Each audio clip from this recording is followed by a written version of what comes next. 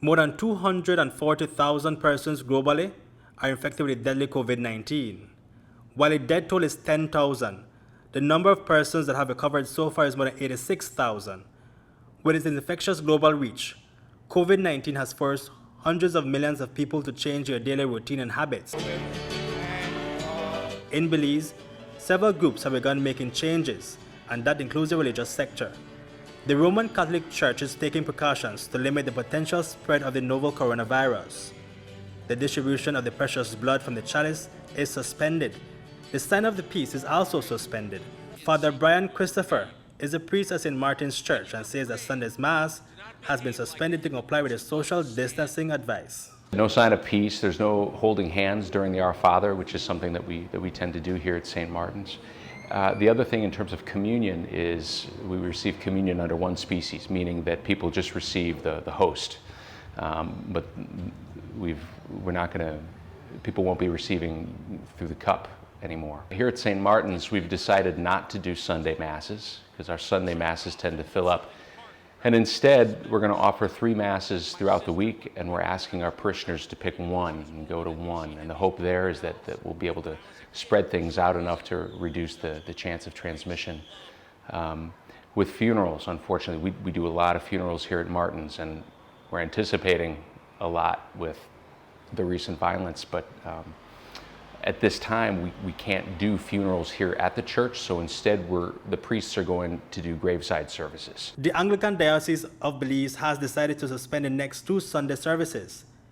Bishop Philip Wright spoke to News 5. In addition to that, we are saying wherever there are gatherings, that full hygiene is observed, the constant washing of hands, the distancing, and we are trying to encourage a minimum of those kinds of gatherings even throughout the week.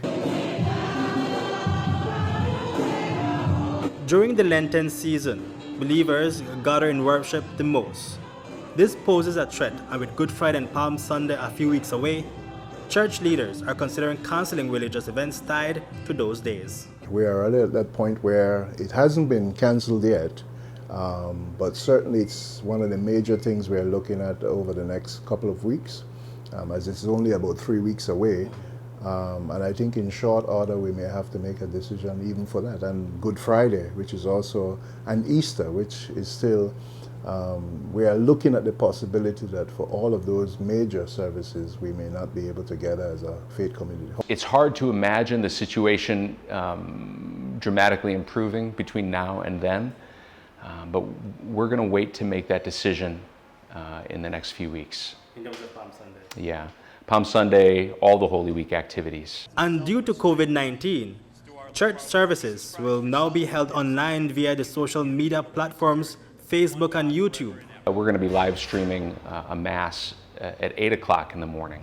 So people can stay at home, they can watch on Facebook or on YouTube, they can watch our Mass live streaming, and then come here and receive communion. We have partnered with one of the media houses to be able to broadcast live on Sundays, on those Sundays, a service to our people who may be homebound and cannot go out. We have arranged with some of our clergy, for instance, to do daily morning and evening prayer on Facebook, live stream, so that our people can tune in. We are encouraging people to use the prayer books they have at home to continue to do the prayers and the Lenten observances and so on. We're saying to them this might be a good time now to get the family together and go through some of these things. So you kind of look for the silver lining in all of it, and in a sense it can be an opportunity for families to pray together a bit more often and to just to live out their faith together in a manner that they may not have been doing recently. While first world countries work on developing a vaccine, Father Christopher says best decisions are based on accurate information. These are tough times, and we don't know how this is going to play out. And within the next month, I think the world will know a lot more about how this virus functions and what sorts of measures work and what sorts of measures are going to work here. But in the meantime, we're one day at a time, and we're kind of making this up as we go along and making the best decisions we can given the information that we can. Reporting for News 5, Hipolito, Novelo.